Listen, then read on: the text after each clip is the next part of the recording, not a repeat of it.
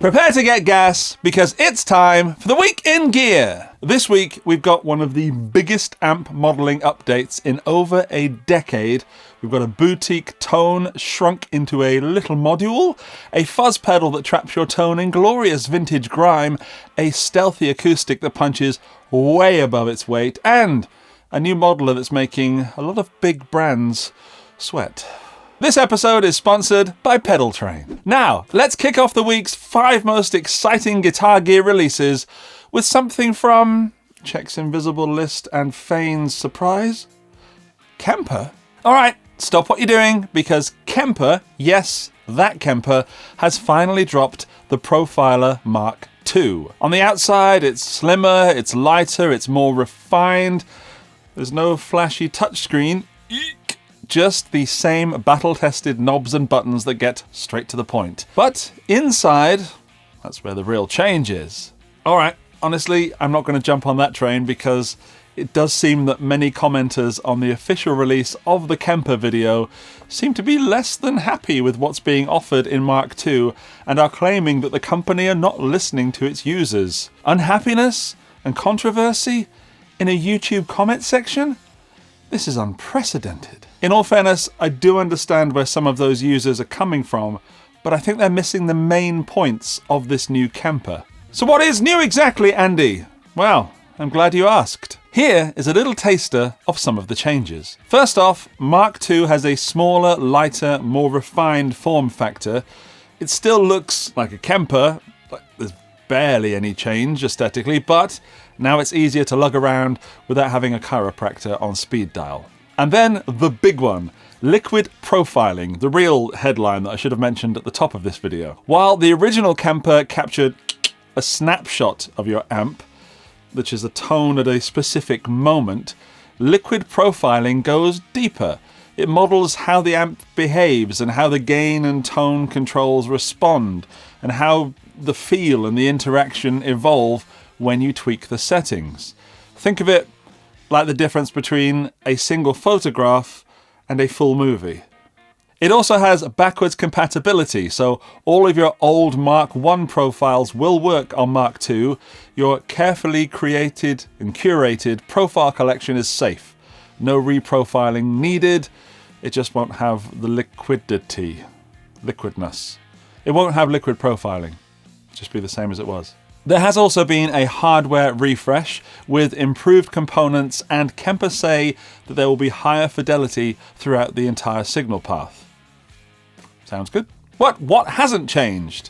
There's still no touchscreen, and honestly, it keeps that classic grab a knob and go workflow that I can appreciate.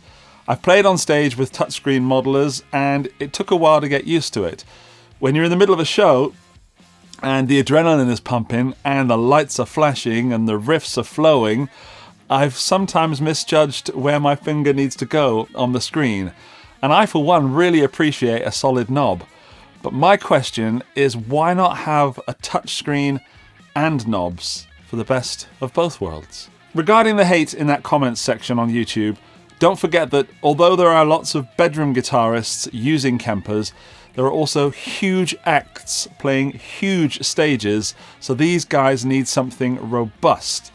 And for once, I will defend them not choosing USB-C. I think sticking with the old USB-B is the way forward there. It's a better connection. And it's not needed because the thing's huge. So stick with it.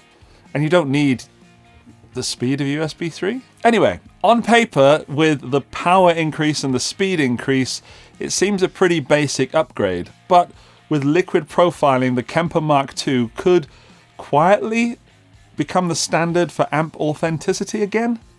Maybe? Why am I doing upspeak? Let's carry on.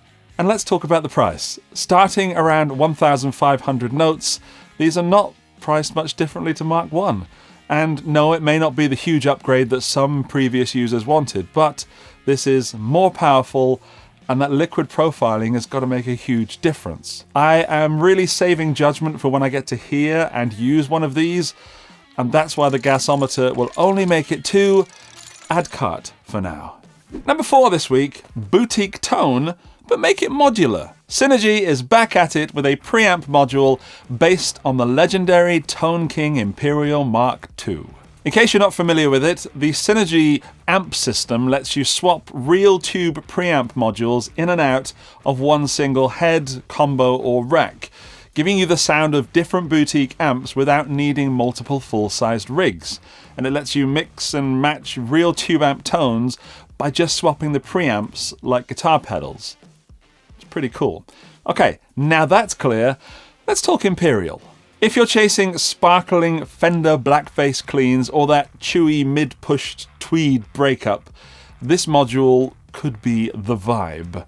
And it isn't modelling, it is the real deal. Two 12AX7 tubes doing the heavy lifting. The module aims to capture the essence of the Tone King Imperial Mark II, a boutique amp celebrated for its touch-sensitive American tones and hot on the tails of the fairly recent preamp pedals from Tone King. In this you get two channels.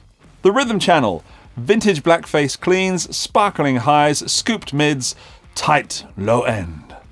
The lead channel, tweed-inspired drive, mid-forward, rich, dynamic, dare I say, vintage, I dare. On the rhythm channel, you get volume, treble, and bass controls, and on the lead channel, you get volume, tone, and mid-bite, which I can only assume has something to do with sandwiches. Now, I'm a huge fan of the Tone King Imperial Mark II, and it is an amp that's on my list. I don't have one yet. I did once have the Synergy system here in the studio, and it was really impressive. But the modules for me back then were not really my style, so I couldn't really gel with it. But this changes things. This seems like a no-brainer way to get fantastic tones, if it nails that Tone King Imperial sound. And just to be clear, this is not like when you see a British-style amp on a modelling amp and think, oh, that's Marshall. This is a real Tone King-approved preamp, so I do expect accuracy. The price is the same as a rather expensive pedal, so you're looking at around 400 notes, but you first need to buy into the Synergy ecosystem, as this preamp will do nothing on its own, and the cheapest way to do the Synergy system is around 1,000 notes. So yes, that is a lot of money if you're new to Synergy, but the sheer amount of preamps available for this system ensures that it does make a lot of sense. Even buying this from scratch, the Tone King Imperial module and the Synergy system is still cheaper than buying a Tone King Imperial Mark II. But you don't get the cool surfy colours, and no matter how much we say all we care about is the tone, the design on the Tone King amps do make me feel fuzzy inside and definitely affect how I play. And I don't think I'm the only one. The gasometer here is firmly in wishlist it, because I'm not bought into the Synergy system. If I had bought into the Synergy system, I'd probably go for the buy it now. Yeah.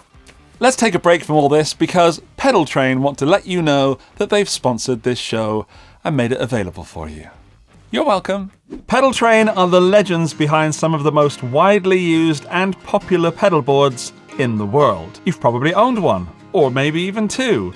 You've definitely seen them under the feet of some very respected artists. But here's the real gem, pedalboardplanner.com. This is their free online tool that allows you to drag and drop real pedals onto real boards without having to break out the tape measure. This is going to be perfect. Yes, there's room for one more. I used this recently to help my friend plan his new pedal board and take his homemade Bearmoth down from around 24 kilos to around 11, making it much easier to manage. And the fun thing is, you don't even need to own the pedals to actually play with them. So you can type anything in, find a fuzz, for example, this one, and add it to your board. There it is. Oh, I've got to move some DS1s around to get it in. If you'd like to have a go yourself, check out pedalboardplanner.com. The link is in the video description. Now, on with the show. A few weeks ago, my brother-in-law sent me a photo of him and his friends at a Supergrass gig, and my envy shot through the roof. I lost my grace, and I was seriously not feeling all right. That could have influenced how I felt when I saw this next pedal announced. A Supergrass-inspired fuzz called Caught by the Fuzz. One of my, possibly my favourite Supergrass song. It's definitely up there. And this Caught by the Fuzz pedal is from a small British company called Funny Little Boxes. You might have heard of the 1991, which is very popular. Caught by the Fuzz is an op-amp based fuzz, so no germanium headaches like overheating or bias problems, and no silicon in sight. Op-amp, baby! This is a thick, aggressive fuzz with a top-end bite that keeps your riffs from getting lost in the mud when you're pumping on your stereo. I know this because I watched the release video from one of my absolute favourite YouTube channels, one of the few that I actually watch, Let's Play All, and Matt was very gracious in allowing me to use parts of his video in this episode of Twig. So I urge you to click the link in the video description of this video and go and watch Matt's video, because it's brilliant. The Caught by the Fuzz has only two controls, fuzz and volume. It's true bypass, but... or, as well, when you power it up, it has two LED lights in the police car graphic that flash like a police car. And if I didn't want it so much already, then I really want it now. Nino, Nino. This fuzz, it's supposed to be fun, right? It's fun. Fuzz, they share two of the same letters. If you've never heard of Supergrass, then don't panic, because even though this was reverse engineered from Gaz Coombs' tone, it also does Led Zeppelin, Nirvana, and Black Sabbath sort of tones, because it's a fuzz. See? Now you're even more interested, especially if you like all of those bands. Well, I'm going to push that through the roof by telling you it's only going to cost you around £99 plus shipping. They're only available direct from Funny Little Boxes, as far as I know. I'll make sure I put a link in the video description. And I'm actually considering this as a birthday present for myself, because at under 100 quid, I can't really say no to myself. I think that myself deserves it. The Caught by the Fuzz just encapsulates what I love about fuzz. It's fun, it makes me emotional, and no, I definitely don't need another fuzz pedal, but I do want one. And at this price, I can't say no to myself. Let's take a look at the gasometer. Ah yes, Caught by the Fuzz reaches far into add to cart, almost pushing into buy it now. No, let's change it. It's going to go to buy it now. Buy it now, everybody. Support a small company in the UK. What if I told you you could have slope shoulder dreadnought vibes without the slope shoulder dreadnought price? Well, there's a reason the J45 shape is a classic, and Harley Benton's new HBJ-45E, 45E, brings some of that magic to a price point that is downright suspicious. Harley Benton take a lot of the things that people love about a J45 and deliver it all in a stealthy satin black finish. Oh, and it's electroacoustic, preamp and pickup system on board and ready to plug in. I'm going to tell you the price straight away. It's under 200 notes. And there's some interesting choices of woods compared to something from the big G or even the medium-sized E. But that doesn't make the Harley Benton bad at all. The Harley Benton HBJ-45E has a solid Sitka spruce top, Ovan-Col back and sides, a mahogany neck, and a Pau Ferro fretboard. Now, I hadn't heard of Ovan-Col before this either. But after a little bit of Googling, I discovered that it has tonal properties similar to rosewood. I guess. It's a cheaper wood that we should definitely be looking into. This Harley Benton has 20 frets, a graphite nut, a 14-inch fretboard radius, cream body binding, and a double action truss rod. All specs that should cost a fair amount more. The finish is of course black satin, and I've played one. And in fact, I have a review coming out shortly after this video gets released. I'd show you right now, but I don't have it right now because I lent it to my friend Steve, who's doing a video for his YouTube channel in German. But I can assure you that this Harley Benton delivers the goods. If you haven't already clicked subscribe, do that now, and that'll make sure that you don't miss out on my review of this guitar. Sorry for the self-promotion, but got to keep the lights on here at Guitar Geek HQ. Fuzz pedals don't just buy themselves. Back to the guitar. I love the J45 shape. I love Johnny Cash, and that's what this reminds me of, because this all combines sort of both of those things, and for under 200 notes. For this, Harley Benton deserved to sell out of them instantly, link in the video description. The gasometer for this guitar is firmly in buy it now. If you don't like cheap acoustic guitars, it's not going to get your wallet on fire, but if you are, this is a no-brainer. Does it sound like a real J45? Of course not. They'll be silly, but at this price, it is a whole lot of guitar. And if you've been gassing for that American workhorse sound, but don't want to actually sell horses to afford it, Harley Benton's HB J45E is absolutely worth a strum. Again, links are down there before it sells out.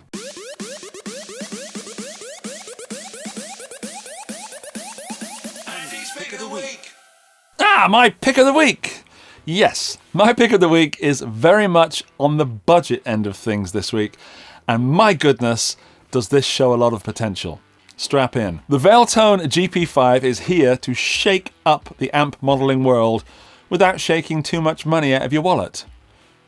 That's a good sentence. I'm proud of that one. The GP-5 is a compact multi-effects processor and modeler that gives you tons of amps and effects and a screen, all for the same size and half the price of an IK Multimedia Tone X1. It even has a built-in tuner. Right, get ready for this because I'm about to list off a load of specs that are gonna blow your mind. It supports NAM, which is the Neural Amp Modeler file, and conversion to Valeton's Snaptone format.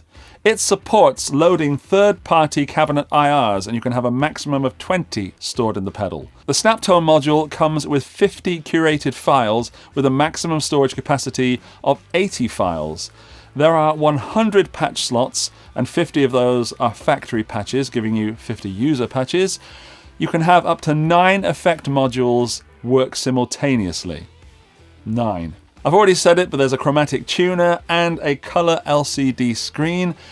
It's got a customizable LED foot switch, which can have 4 different usages. Patch, song list, stomp control, and tuner, which is also bypass. It doesn't stop there. This thing can do stereo. It's got one jack out, but it's a stereo TRS, so 1/4 inch guitar splitter thing, you're in stereo. No jokes or fun on this bit because I'm still not finished.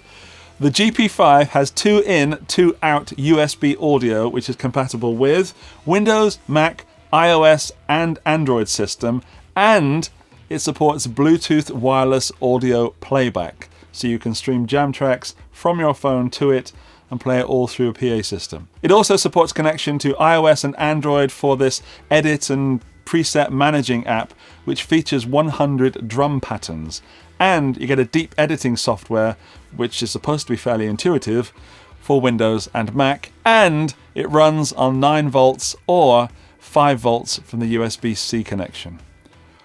Whew. Take a breath.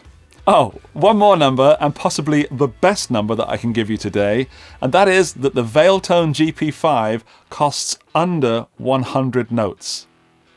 That is absolutely crazy, and judging from the rest of the Valeton units, this is going to sit firmly in the good enough to use to the audience will never notice kind of tones at the very least for $100. This thing it's ridiculous. All that processing power, all that possibility, and it costs so little that this absolutely renders this a no-brainer. I am certain that these are going to sell out around the world and could even be up for pedal of the year, dare I say it. I dare. This is going to open a lot of doors for people who want a lot of function in a small package and at a tiny price. I've ordered one. I just did it. I did it before pressing record. As soon as I saw the release, I knew I had to have one, because at the very least, I want one of these in my gig bag at all time, just in case something goes wrong with my rig. I almost forgot to say that it works with headphones too, so you could have this as a rehearsal practice on the sofa thing, or if you have the opportunity to play it through a powered cab or some powered monitors or a PA speaker, it makes so much sense. So I'm going to stick my neck out and say that if you buy one piece of gear this year, it should probably be this. That's a strong statement to make in May. I wonder if this makes it to the Golden Geek as Gear of the Year. It really could.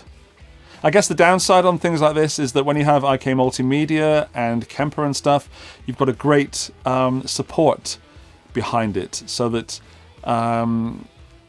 in years to come you should still be receiving things for it, and the cheaper pedals that do this kind of thing tend to sort of burn out quite quickly. I don't mean electrically, I mean the companies move on to something and then this gets left in the water. So as long as that doesn't happen, this should be pretty cool. I do also think that at this price the GP5 is going to upset a lot of people. This little pedal, of course, makes the gasometer soar. Into My Wallet is on fire. It literally, well, not literally, it wasn't even figuratively. It was, I couldn't get it, it almost was, I couldn't get it out of my pocket quick enough to enter my credit card details. Cha-ching. Thank you to the wonderful people that show their support on Patreon. Their names are on screen right now. Hello, everybody. And these people on screen show their support right here on YouTube. Hello to you as well. Thank you very much. If you want your name up on an episode of Twig in digital lights, then click the join button right here somewhere on YouTube, or visit my Patreon link in the video description. And here's a special thanks to the top tier members. Let's see if I can get this 2 weeks in a row. Alinta, Buddha Blue, Boom Shakalaka, Buzzle, Dirk, Doug Paget, Hugh G. Rection, Yindrik Strelka, Johnny McBadminton, Mike Lute. This prank is officially sponsored by Jason Welch, Andrew Morgan, Gary O'Neill. No, Mum, not now. Sorry. Oh, that feels bad. Sorry, Mum. Josh Tamberg, Man Dude Bro, PQ Deads, Robin Kelly, Sarangna Ryan, Southern Panda 33, and that's it. Thank you, top tier members. If you've got any views on this week's gear, did I get it right, etc., please leave a comment down below. That's how you can support the show. And if you haven't clicked subscribed already, click subscribe now, please, and I will see you in the next one. Bye-bye! The GP5 is... Let's find out what my mum wants.